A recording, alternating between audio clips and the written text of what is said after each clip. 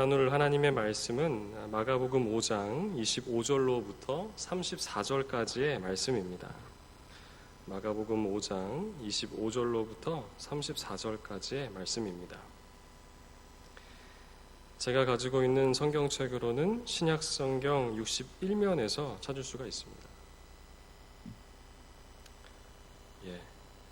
저 한 절 읽고 여러분들 한 절 읽고요. 나머지 마지막 절은 합독하도록 하겠습니다.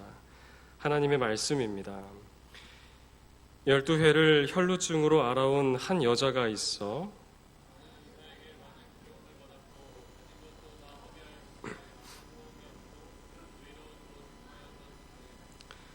예수의 소문을 듣고 무리 가운데 끼어 뒤로 와서 그의 옷에 손을 대니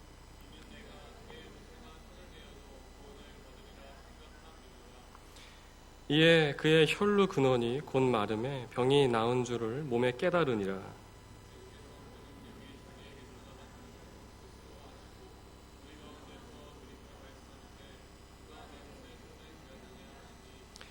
제자들이 여짜오되 무리가 에워싸 미는 것을 보시며 누가 내게 손을 대었느냐 물으시나이까 하되 여자가 자기에게 이루어진 일을 알고 두려워하여 떨며 와서 그 앞에 엎드려 모든 사실을 여쭈니 평안히 가라 내 병에서 놓여 건강할지어다. 아멘. 저는 24살이라고 하는 남들보다는 조금은 늦은 나이에 군대를 가게 됐었습니다. 어떻게든 가지 않으려고 발버둥을 쳤었는데 우리나라 병무청이 그렇게 만만한 곳이 아니더라고요. 또 입대할 때가 되니까 제 주변에 왜 그토록 많은 이 전역한 친구들이 있었는지 모르겠습니다. 그래서 더욱 무언가 제가 손해보는 듯한 그러한 마음이 가시지를 않았었습니다. 아주 도둑놈 심보인 거죠. 친구들이 이미 군대를 가서 고생을 참 많이 하고 있었었는데 저는 그동안에 밖에서 실컷 놀아놓고서는 이제 갈 때가 되니까 예전에 제가 밖에서 누렸던 것은 까마득하게 잊고 있었던 것 같습니다. 아무튼 그렇게 입대할 날이 되어서 정말이지 울며 겨자 먹는 심정으로 마치 이 소가 도살장에 끌려가는 듯한 그렇게 아주 비참하게 논산훈련소에 입대를 하게 되었었습니다. 마음이 좋지 않으니까요. 무얼 해도 싫더라고요. 첫날부터 제가 쉽지가 않았습니다. 갑자기 조교가 와서 제게 번호를 하나 딱 주고 가는 겁니다. 그리고 그거를 제 모자와 왼쪽 가슴에 붙이라고 이야기를 해주었습니다. 그리고 이후로는 저를 부를 때마다 제 이름을 부르는 대신에 제 번호만을 부르는 겁니다. 제가 24년 동안 부모님이 친히 지어주신 윤종훈이라고 하는 이름이 버젓이 있는데 그 사람들은 제 139번이라고 하는 번호만 줄기차게 부르는 겁니다. 너무 짜증이 났습니다. 그런데 비참하고 자존심이 상하는 것은 그 139번이라고 하는 누군가의 부름에 무의식적으로 제가 반응할 때였습니다. 그 소리가 나는 곳이 어디든지 간에 뭐 복도 끝이든지 아니면 뭐 생활관이든지 운동장이든지 139번 소리가 들리면 여지없습니다. 그 누구보다 우렁차고 아주 혈기왕성한 목소리로 139번 훈련병 윤종은 했던 것이 아직도 제 기억에 선합니다. 아직도 지워지질 않는 거 보면 아주 그때 그 기억이 아주 명료한 겁니다. 지금 이렇게 제가 웃으면서 편하게 이야기를 드리지만 당시에는 어딘가 모르게 제가 없어지는 듯한 느낌이 들었었습니다. 군인의 신분으로 거듭나는 시간이었기 때문에 매우 당연한 시간을 보내고 있었던 것인데 그 시절 그때에는 그게 참 받아들이는 것이 너무나 어려웠었습니다. 또 입대를 한 그 다음날 이제 아침을 먹기 전에 담당 구역 청소를 해야 됐었는데 제가 공교롭게도 화장실 대변기 청소가 걸린 겁니다. 조교가 와가지고 이 대변기를 청소하라고 저에게 칫솔 하나를 주고 가는데 칫솔을 제가 딱 보니까요. 칫솔 모가 이미 다 문드러졌습니다. 쓸 수도 없습니다. 근데 그걸 보고, 그걸 쥐고 대변기를 청소하라고 하니까 제 마음이 너무나 불편해졌었습니다. 그리고 여러분들 잘 아시겠지만 저는 24살까지 집에서 화장실 청소를 단 한 번도 해본 적이 없었던 아주 귀하게 자란 막내 아들이었거든요. 그러니까 그런 걸 해본 적이 한 번도 없었는데 하라고 하니까 정말 당황과 아주 그 쇼크의 연속이었습니다. 뭐 이후로도 식당에 가서도 밥을 먹는데 와, 이걸 어떻게 먹을까? 뭐 이런 적도 있었고요. 아무튼 당황의 연속이었습니다. 그날 저녁 그렇게 제가 여러 쇼크로 가득한 하루를 보내고 그 퀴퀴한 냄새가 진동하는 군용 모포를 이렇게 뒤집어 쓰고 누워서 잠을 자려고 하는데 잠이 왔겠습니까? 잠이 오지를 않더라고요. 이렇게 눈물이 이렇게 하염없이 흐르던 기억이 아직도 생생합니다. 집에 다시 돌아가고 싶더라고요. 엄마가 그립고 엄마의 밥이 그립고 제 방이 그립고 제 방의 침대가 그립고 제 방의 냄새가 그리워지고 아무튼 그렇게 사회에서 있었던 모든 것들이 너무나 그리워지는 그런 순간이었습니다. 심지어 이 생활을 이렇게 낯선 생활을 충격으로 가득한 생활을 700일이 넘게 하라고 하니까 잠이 정말 오질 않았었습니다. 그렇게 한 6주 정도 훈련소에서 제가 시간을 보내야 했었는데요. 글쎄요. 저는 그때 그 처음에 훈련소에서의 6주간이 제가 군 생활을 하면서 겪었었던 모든 시간들 중에 가장 힘들었던 시간이었습니다. 왜냐하면 제가 너무 마음이 힘들어서 누군가에게 이 힘든 마음을 좀 이렇게 털어놓고 싶은데 주변에 다 동생들 뿐이니까 자존심을 지키고 싶어서였었는지 하소연을 한 번도 해봤던 적이 없습니다. 그러니까 제 마음이 계속해서 무거워져만 갔던 겁니다. 그리고 하루를 보낼수록 제 남은 이 700여일의 군 생활이 더 아주 절망스럽고 큰 무게감으로 저를 짓눌러 왔었습니다. 그러니 당시 저에게 있어서 희망이라는 것은 사치였고요. 정말 이 저녁이라고 하는 것은 언감생심이었습니다. 너무 멀기만 한 당신이었습니다. 여러분께서도 혹 지금까지 삶을 살아오시면서 제 아주 짧은 이 경험에서와 같이 분명 여러분은 살아있는데 여러분은 없는 버젓이 숨은 쉬고 있는데 아무런 희망도 없는 그런 절망스럽고 어려운 시간을 경험해 보신 적이 있으신지요? 때로는 내 의지와는 관계없이 내가 아빠이니까 또 엄마니까 그리고 자식이니까 그 다양한 역할들과 주어진 책임 때문에 어쩔 수 없이 오랫동안 그 마음속에 짐을 안고 살아오신 경험이 아마 여러분들 가운데 분명 한 번쯤은 다들 가지고 계실 것입니다. 우리의 마음을 어렵게 만드는 이 마음속의 짐 정말이지 다 던져버리고 싶은데 그래서 헐헐 날아다니고 싶은데 도무지 내려올 수 없었던 우리 마음속 깊은 곳 무겁게 놓여져 있는 그 마음속의 짐에 대한 이야기를 오늘 한번 여러분들과 나눠보려고 합니다. 오늘 본문 속에는 한 여인의 이야기가 나옵니다.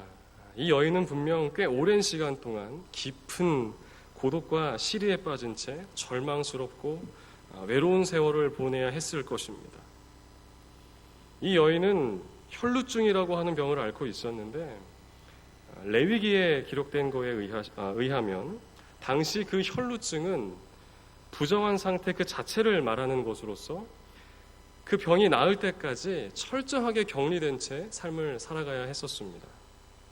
내가 사랑하는 가족들로부터 그리고 아주 친한 친구들로부터 갑자기 어느 날 부정한 자로 사회적인 낙인이 찍힌 채로 혼자 외딴 섬에 따로 격리된 채 삶을 살아가야 했던 것입니다. 그런데 여러분, 이 여인이 홀로 이렇게 격리된 채 삶을 살아온 것이 자그만치 무려 12년이라고 하는 세월입니다. 만약 그녀가 20살에 이 병을 앓게 되었던 것이라면 이제 그녀는 어느덧 32살이 된 것입니다. 그리고 또 만약 이 여인이 30살에 이 병을 앓게 되었던 것이라면 이제 그녀는 나이가 42살이나 된 것입니다. 고로 그녀는 인생에 있어서 가장 아름답고 꽃다운 시기를 어둠 속에서만 절망 속에서만 보내야 했던 것입니다. 얼마나 답답했겠습니까? 그리고 얼마나 가족들과 친구들이 그리웠겠습니까? 이제 그녀는 지푸라기라도 잡는 그 심정으로 간절하게 주님을 만나려고 합니다. 그런데 오늘 본문 속 그 여인의 모습을 한번 좀 보십시오. 주님 앞에 나아가지를 못하는 겁니다. 왜 그랬을까요? 같이 함께 좀 상상을 해봐야 되겠습니다. 오늘 본문에서와 같이 많은 이 사람들이 예수님의 주변을 빼곡하게 에워싸고 있는 겁니다. 수많은 사람들이 몰려왔을 것입니다. 그때 갑자기 제자들이 나와서 그 수많은 사람들을 조금은 정리를 하려고 예수님께서 이제 여러분들이 아파하는 그 부위, 그 병을 낫게 해주실 것이라고 이제 줄을 좀 서자고 이야기를 건네는 겁니다. 사람들이 한 명씩 한 명씩 줄을 섰겠죠.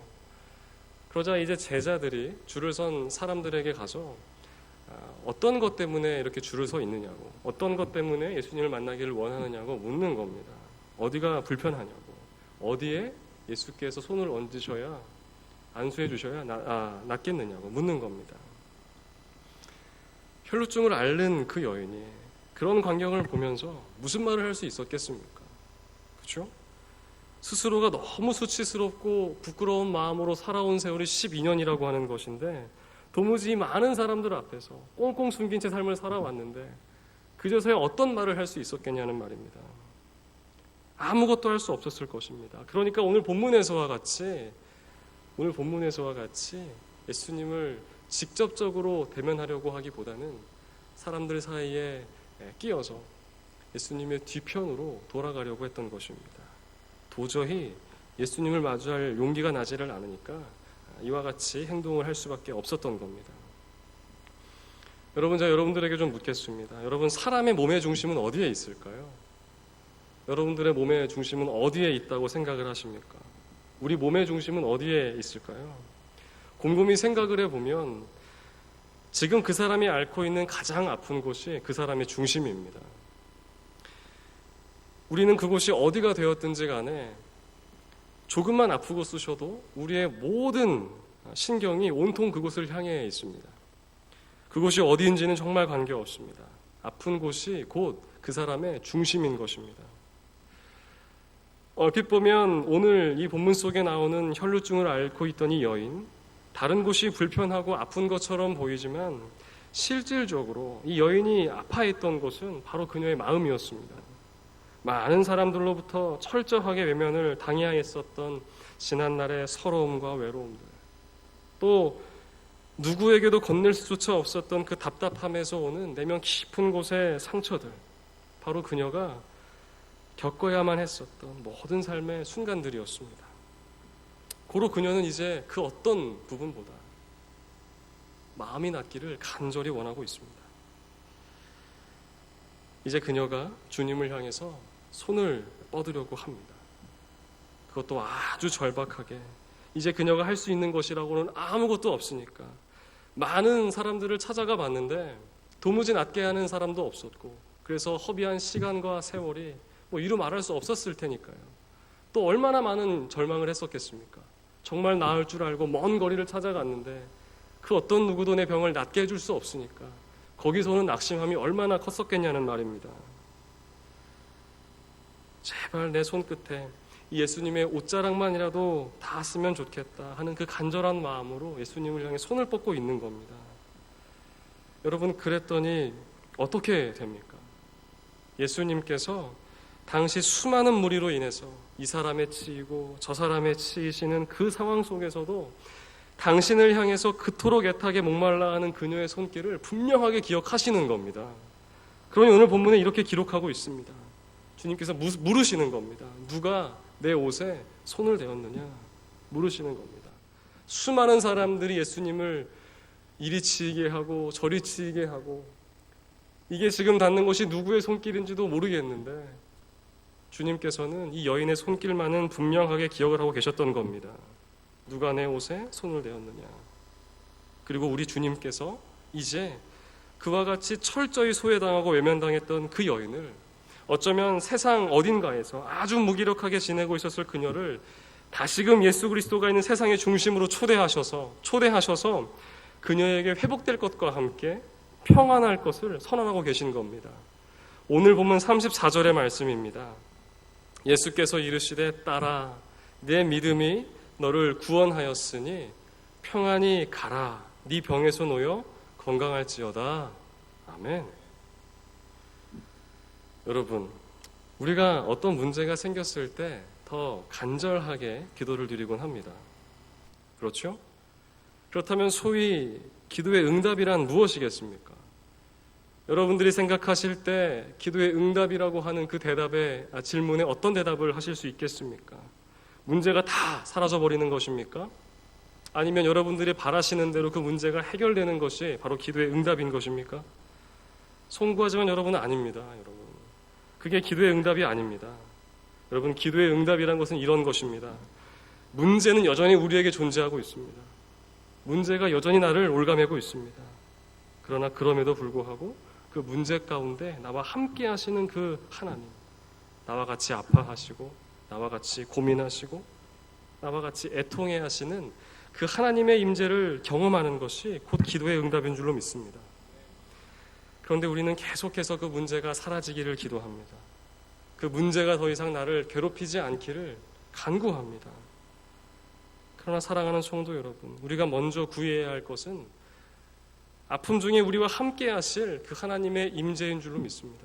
정말 그렇습니다. 우리 주님께서는 아픔 가운데 우리가 홀로 있는 것을 결단코 원하지 않으십니다. 언제나 우리와 함께 하시면서 우리와 더불어 아파하시고 또 안타까워하시면서 우리에게 위로와 평안이 있기를 하나님께서 간절히 원하시는 것입니다. 그 평안과 위로가 있기를 간절히 원하시는 마음이 요한복음 14장에 기록되어 있는데요. 오늘 꼭 집에 돌아가셔서 요한복음 14장을 읽으셔야 되겠습니다. 요한복음 14장 27절에 보시면 후반절, 그 중반부에 이렇게 기록되어 있습니다. 여러분들이 아주 익숙하실 말씀입니다. 내가 너희에게 평안을 주노라 기록하고 있습니다. 무엇을 주노라 말씀하고 계시다고요? 평안을 주노라 이야기하고 계십니다. 여러분, 이것은 주님께서 우리를 향하신 놀라운 선포입니다. 그런데 이 14장 27절의 말씀을 더 명료하게 이해를 하시기 위해서는 요한복음 14장 2절과 3절 그리고 16절과 17절을 반드시 기억하셔야 합니다. 특별히 16절과 17절은 꼭 반드시 여러분들의 마음판에 새기셔야 됩니다. 요한복음 14장 2절과 3절에 이와 같이 기록되어 있습니다. 주님께서 제자들에게 하셨던 말씀입니다. 내 아버지 집에 거할 곳이 많도다.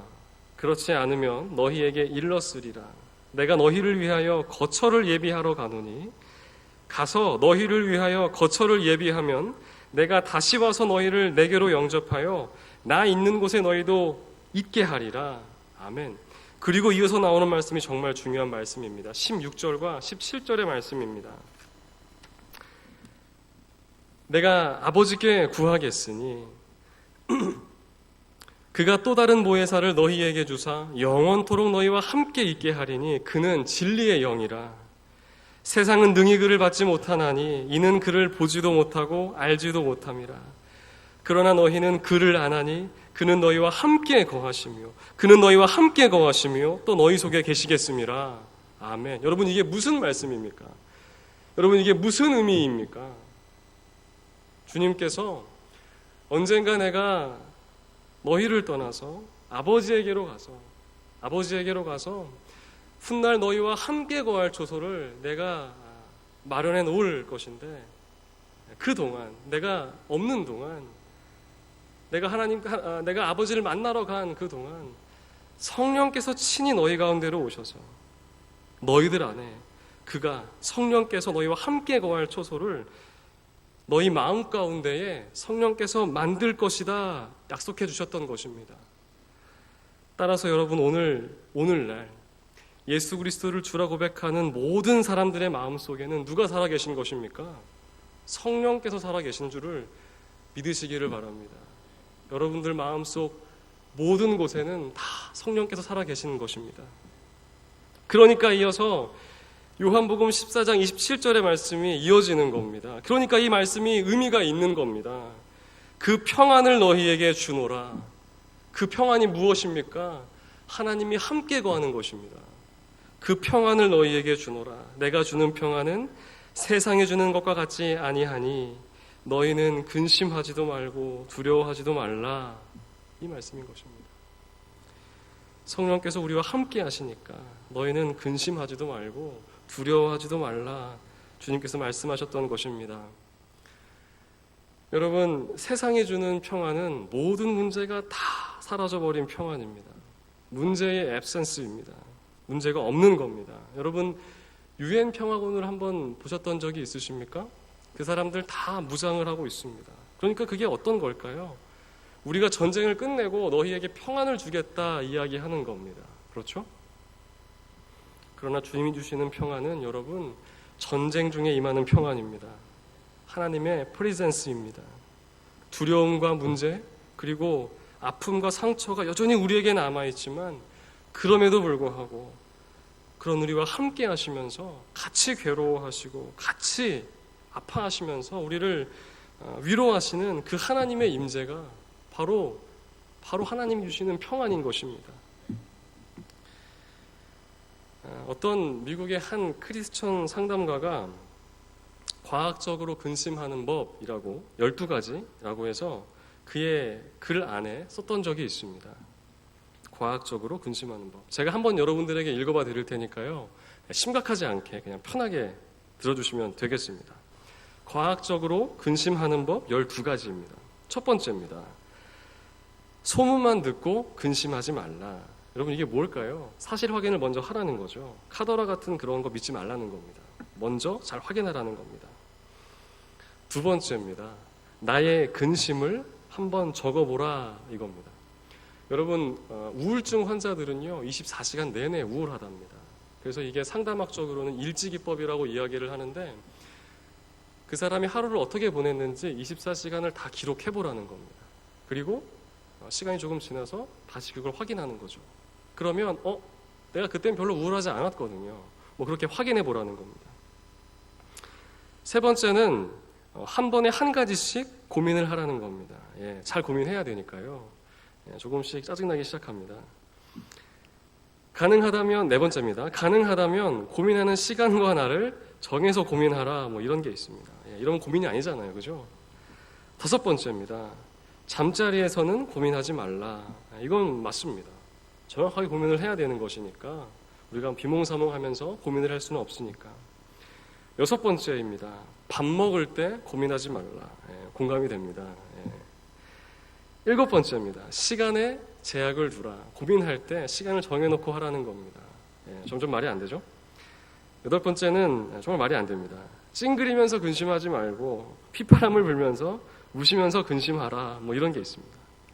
그리고 아홉 번째는 피곤할 때, 화났을 때, 우울할 때 근심하지 말라. 이렇게 되어 있고요. 열 번째는 일하는 동안에, 쇼핑하는 동안에, 잡담하는 동안에 절대 근심하지 말라. 11번째는 두 가지입니다. 당신이 상황을 바꿀 수 있을 때 근심하지 말고 당신이 상황을 바꿀 수 없을 때도 근심하지 말라. 여러분, 이게 무슨 말입니까? 여러분, 이제 남은 12번째인데요. 제가 실은 이 12번째 이야기하려고 11가지 말씀드렸습니다. 제가 처음에 이야기한 11가지 이것들 다 기억하지 않으셔도 괜찮습니다. 그런데 제가 이번에 이야기할 12번째는 꼭 기억하셔야 되겠습니다. 12번째는요, 이와 같습니다. 결코 홀로 근심하지 말라.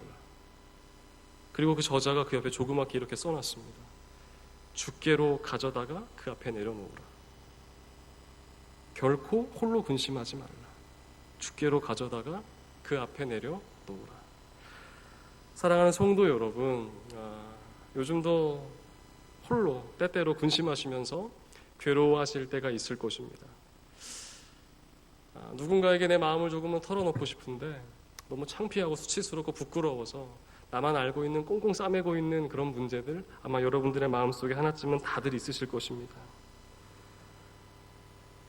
그러나 그럴 때마다 홀로 계시지 마시고 오늘 본문 속에 있는 혈루증을 앓았던 여인을 생각하시면서 주님을 향한 그 간절한 마음과 그 믿음을 가지고 손을 한번 쭉 뻗어보셨으면 좋겠습니다.